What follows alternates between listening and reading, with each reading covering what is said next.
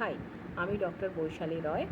এই ভিডিওতে আমি শর্করা জাতীয় খাদ্য বা কার্বোহাইড্রেটসের গ্লাইসেমিক ইন্ডেক্স নিয়ে কিছু কথা বলবো।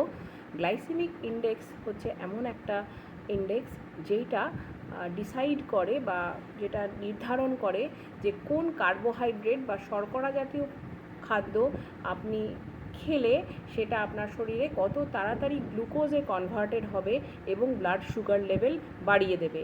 এই গ্লাইসেমিক ইন্ডেক্স সবার জন্যই ইম্পর্ট্যান্ট। এটা স্পেশালি ইম্পর্ট্যান্ট যাদের ডায়াবেটিস রয়েছে তাদের জন্য, কেননা এটা যত কম হবে, যত লো গ্লাইসেমিক ইন্ডেক্স হবে, ততই ডায়াবেটিক্সদের পক্ষে সেটা উপকারী।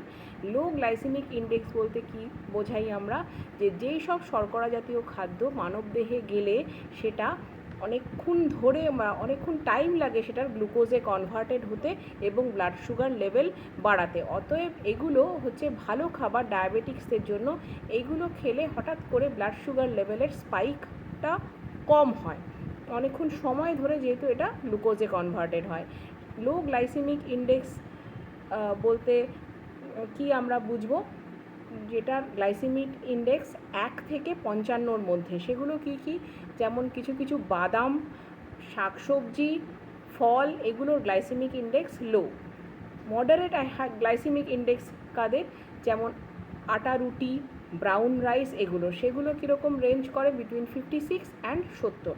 হ্যাঁ, আর যেগুলো হাই গ্লাইসেমিক ইন্ডেক্স, অর্থাৎ যেগুলো খুব তাড়াতাড়ি গ্লুকোজে কনভার্টেড হয় মানবদেহে যখন সেটা যায়, সেগুলো হচ্ছে ranging between 70 to 90 and above.